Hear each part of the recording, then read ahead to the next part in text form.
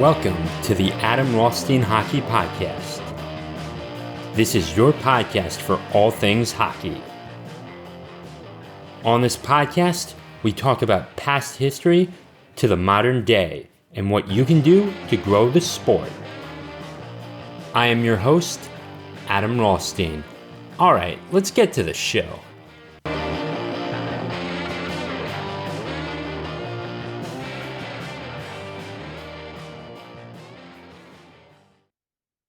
Welcome in, everyone, to episode number 68. And ladies and gentlemen, my bracket is almost set. I'm still a little skeptical on who I'm going to pick to go to the finals. I think the Avalanche can get there again and face the Bruins, but I think the Oilers actually might have a chance to upset the Avalanche, but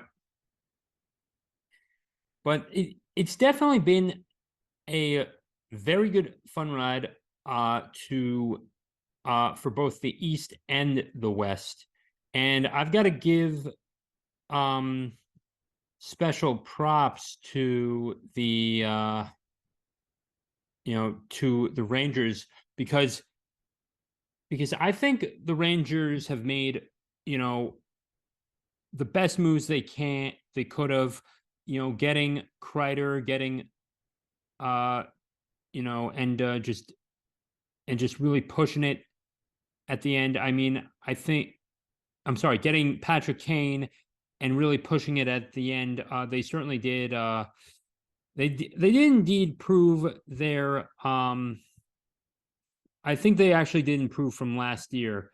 And it is unfortunate that last year that the Rangers just didn't quite make it to the end. But I'll show you off. I'll show off my bracket in a moment. Let me get there and share. Okay, let me get my bracket up here. Where is the bracket? All right, so this is what I had right now, and I suspect that everyone's going to get 423 goals. I initially was going to say 420, but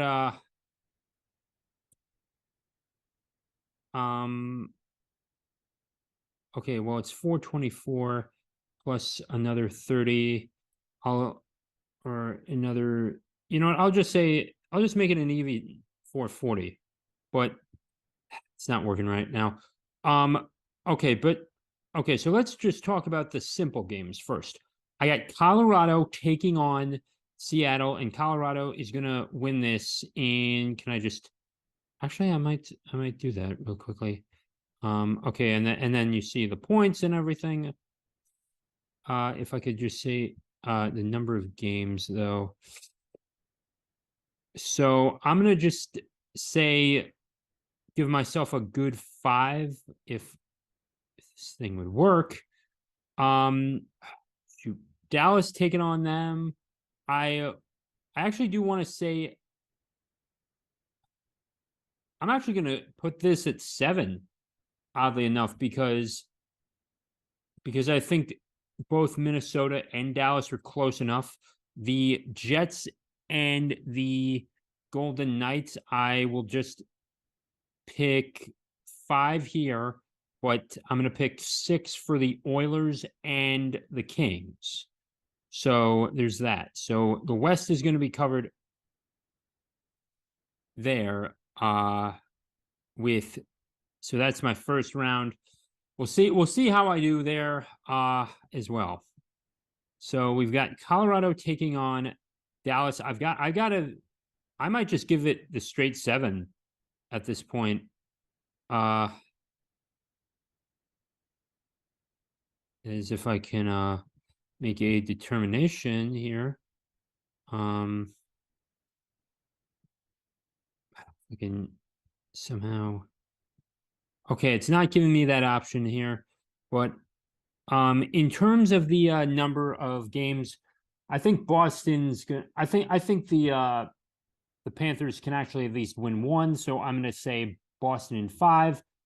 I've got to give the Maple Leafs credit here, but I think Toronto's actually going to win it in 7.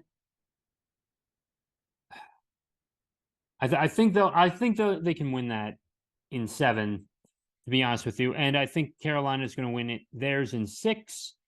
But the Battle of the Lincoln Tunnel will be going to 7 games. I see that they're just too good. I think both the Devils and the Rangers are too good, and there's really hasn't been. I don't think the Rangers. I think the Rangers are might be a little underrated in this in these playoffs. So we've got that. Got that there. So I do think we're going to see Toronto in there, and I am sorry, McDavid fans, but I think I might actually put. It's really hard to say because who wins this? Okay, so that's what I was doing. That's what I missed. But I think all right, I'll do it. Boston's in there. Okay, so Boston's going to be in there. I've got the points remaining, 404 points. I think this is going to be. It's going to be tight. I don't think I'm going to be totally off completely. I think Carolina's got that in the bag against the Islanders. I am suspecting the Rangers are going to win a series. I'll be disappointed if they don't, but I do not see them getting past the Hurricanes. Or actually, no, I do see them actually getting past the Hurricanes, but Boston is going to be is just going to be too slick for them. So I'm sorry. The Bruins are going to take it. They're going to take it against the Avalanche, and I'm almost. Oh my God! It's either going to be Boston or the Avalanche, and this is going to be, arguably. Oh my God, I'm sticking with the Avalanche. I'm sticking with the Avalanche. This is the most indecisive you'll ever see me. If you're not watching me on Spotify, please, you can see this, by the way. Also, please subscribe to rothstein8.substack.com as well. So if you're on Apple, if you're on Google, and you are not seeing me, I have a total. I just put an even 440 goals in this. So I've got that. So I think that's fair. I think I might be overshooting this a bit. But that's only because of Linus Ullmark. I'm actually going to keep it around there, but I think McKinnon and McDavid and Drysdale are going to dominate in the West, and they're going to push it over. I think Kane's going to have a second win, and he's going to get some as well. But this is all up in the air. But I'm actually going to submit this, by the way. So you've got all this. So Dallas. I think it's just safe for Dallas to at least move on and at least win a round. I've got the Golden Knights defeating the Jets, I think, but that's going to be in 5. I might be wrong on the number of games there, but I think the Oilers are going to face off against the Kings, and I think because they don't have Jonathan Quick, they'll win that one. But I think they will be that dark horse as well. So brackets locked in 2 days and 22 hours and 59 minutes. Okay. Okay, the Lightning and the Leafs. I think if there's any series that I get wrong, it's going to be this because of, so So I was shouting out Puckface one day on the YouTube, and he's a YouTuber. He makes hockey videos. You should go subscribe to him as well. So you should do that as well. But I said the Leafs would be a dark horse, but I don't see them getting past the Bruins. And also, the Lightning can still come out. Remember, these were the same guys that still almost won last year's Stanley Cup. But I think because of Tavares, Matthews, and Mitch Marner, you're going to see the Maple Leafs just climb that hill in 7. This is going to go the full 7 games because they're facing off against the former Stanley Cup champions. So that's why. But getting past Boston and their dominance, I don't see that. I see the Rangers get if there's another series I could potentially get wrong, it's going to be Carolina against the Rangers in the semi-conference champions, and I got Boston taking the East regardless. But there's that, and an even 440. So I've got that, and then Boston and Colorado in the finals. I think Colorado is going to go back. I really think they're going to be hungry for a repeat, but they're not going to make it. And I think the Lightning appearing 3 times in a row in this decade certainly has proven that anything is possible. So there's that. So we have Dallas and Colorado, and okay, I think I covered everything. If you did not see this, if you are listening on Apple, you can definitely check this out on Spotify as well. So if you're listening on Apple, please check it out on Spotify as well. That way you can actually see what I'm doing here. And it is better. And I'll also put this episode out on YouTube as well. Just again. Okay, so 440 is there for in the event that there's a tiebreaker or something, but I don't think anyone's getting this perfect because it's just going to get really crazy. So here we go. I'm submitting this. I guess go to dashboard. So Boston and Colorado. Points remaining, 404.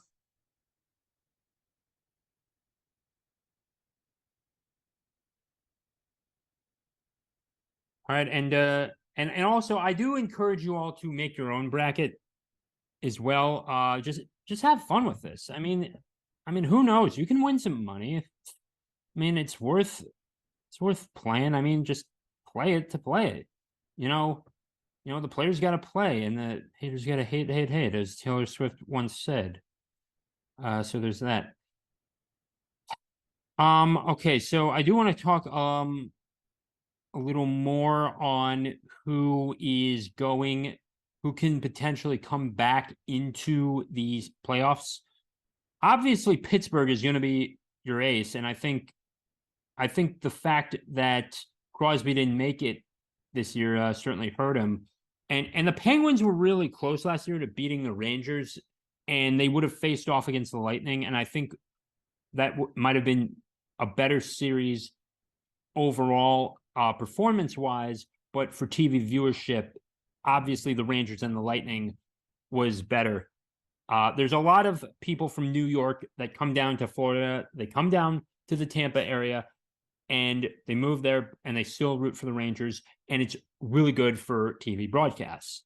But for performances, I think Pittsburgh would have been better in 2022 for better games overall. So I think Pittsburgh's going to find a way to get back. I think Crosby is past his prime, but he's going to find a way to get back in it. The Sabres are going to be a little bit of an interesting team next year. Tage Thompson had a 5-goal game this year, but even still, one excellent game doesn't guarantee you get in. But they had a -4 goal differential, and And when you're in the negatives, you're probably not going to make it. And that's okay. I think the Red Wings and the Senators could certainly pop back up there, but I think the Red Wings finished under 500, even with the overtime losses, and I do think that we need to maybe change the structure of that. But they may be 35 and 37 and 10, but really they're 35 and 47 at the end of the day. The Flyers really did not have an excellent season. I don't think John Tortorella is the guy to really bring it up as well, but so I do not expect them to get back. I also think the Capitals, after getting rid of Lars Eller, certainly wasn't the best move, but they still got Backstrom and they still have Ovechkin as well. And the Blue Jackets, not seeing it. Calgary was really close this year, and I think they'll find a way to just push it through a little more. If they can work it out a few more games and just make that difference and just score a few more goals on those better nights, I think they would have made it, but it wasn't enough at the end. But I do think next year they're going to make it. Predators, I don't see them. I see most out west, most teams out west, aside from the Flames, are going to get in on potential. If I had to pick one team that didn't make it, I might actually go St. Louis, only because I don't know. I don't see O'Reilly coming back, but okay, maybe Vancouver or Nashville, obviously coming back. We got that. The Bruins could potentially have a repeat of their own, but we'll see what happens tonight on Monday at 7:00. When the games start, or excuse me, we'll see what happens when the puck drops. I'm filming this on Sunday, by the way. But I've got to admit, we've got, I've got Boston taking Colorado, and I think, and maybe that's more of a college hockey bias of what was happening last year, and that both teams made it to the Frozen Four, made it to the Frozen Four tournament this year, excuse me. And maybe that's more of a biased take, but I think the Bruins are going to take it. I think Linus Ullmark, Pasternak, Bergeron are still going to just dominate. And I think that's going to be your core guys, and you'll make it as well. It's not going to be an easy fix. I think you could still, if there's one team that can beat them, the Bruins overall, I think it's actually the Devils. And let me explain why. Like, if they had to face the Devils, if there's one team that had to beat them, that you had to pick that could beat them, I actually would pick the Devils, but I'm not taking the Devils over the Rangers because of the core of the Rangers core of Kreider, Adam Fox, Mika Zibanejad, Kane. Yeah, Kreider. Okay, so let's say Kreider, Zibanejad, Kane, Adam Fox, and Igor Shesterkin. I think when you have that level of dominance, it's hard to get past. And I think, and that's no disrespect to Mackenzie Blackwood and Jack Hughes. I think, and with Timo Meier coming over from the Sharks, that is no disrespect to them. I just see the Rangers core as just being a little better.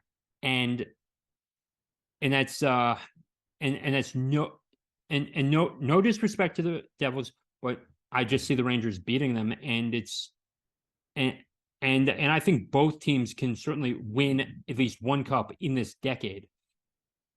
But I think it's just Boston's time because of their dominance. Now, will Boston actually break the President's cursed trophy? I think they will. I think they will. We've seen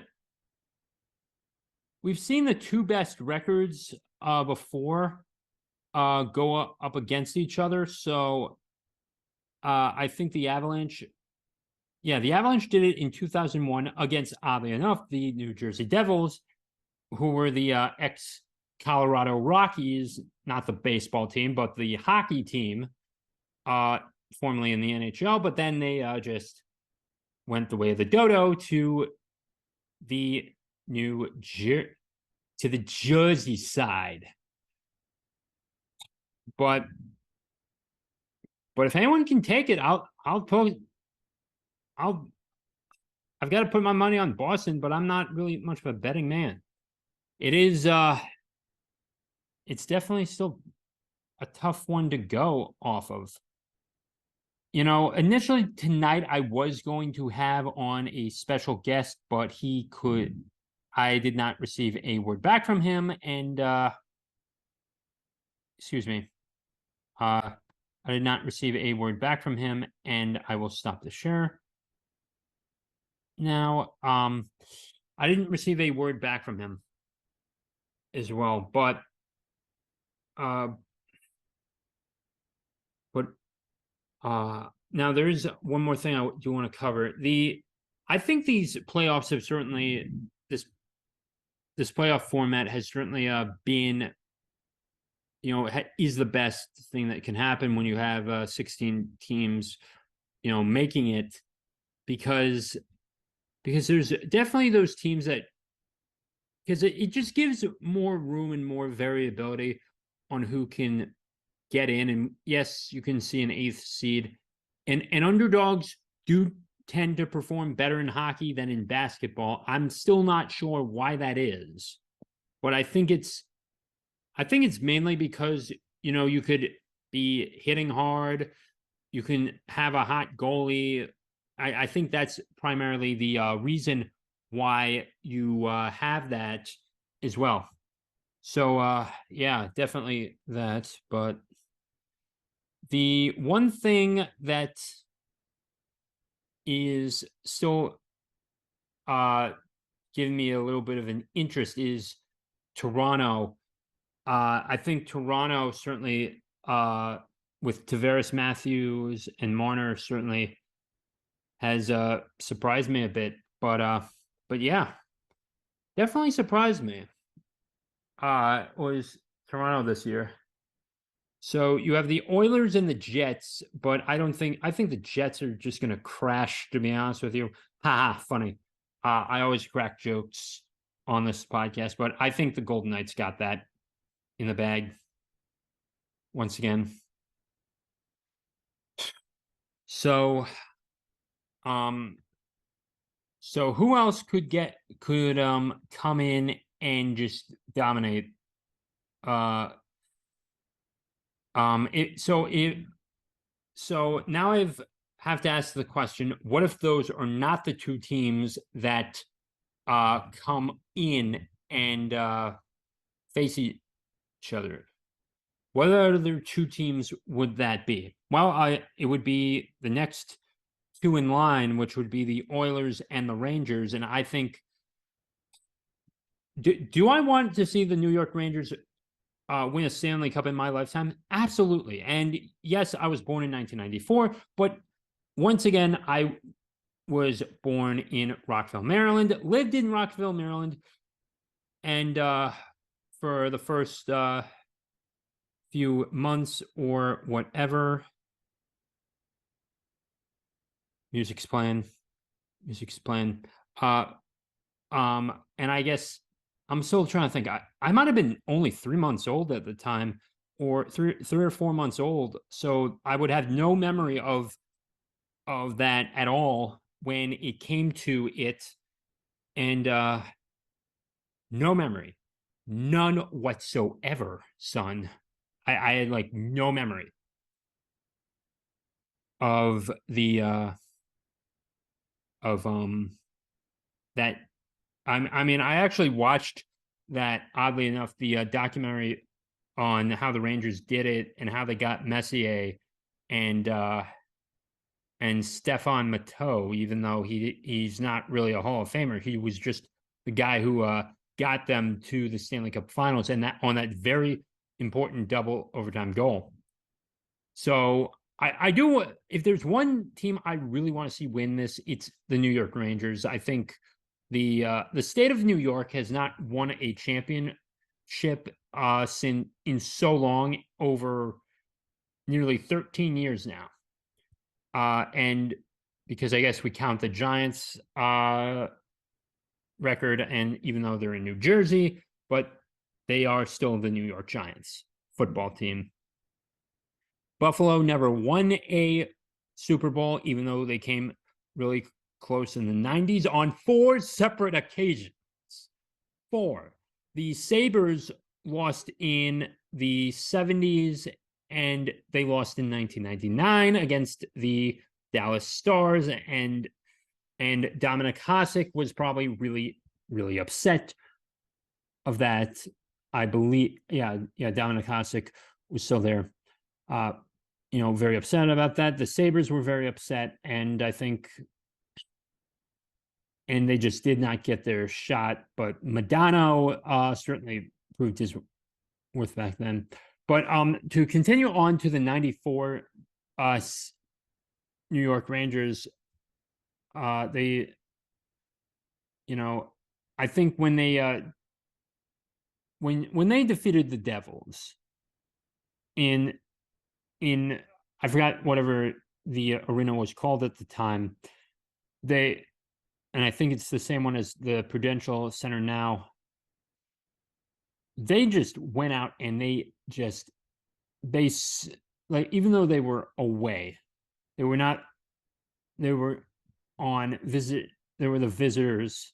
They were on, but it was essentially a home game, because the Lincoln Tunnel is not far from the Devils Arena, and it's not far from MSG.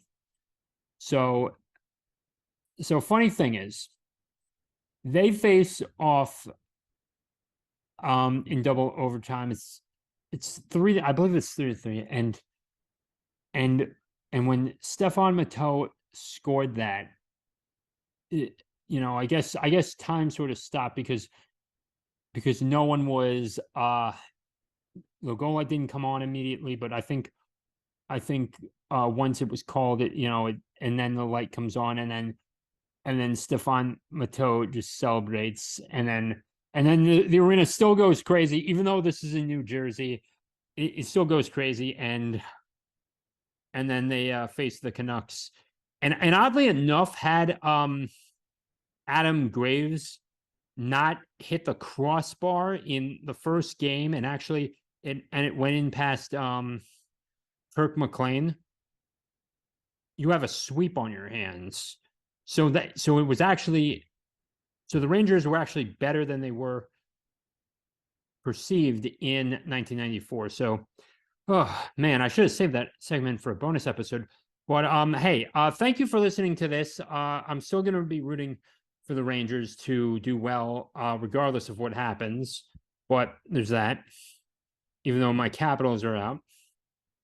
But if you like this podcast, and if you think that it should be shared with everyone in the world, please be sure to hit that download button, share button, rate this 5 stars on Apple and Spotify, write me a little review, and check out the YouTube channel, all that jazz. But above all, subscribe to the newsletter. This is how I am growing the fan base. rothsteina.substack.com. There will be a link in the show notes below, or description below, depending on what platform you are on. And with that being said, ladies and gentlemen, take care.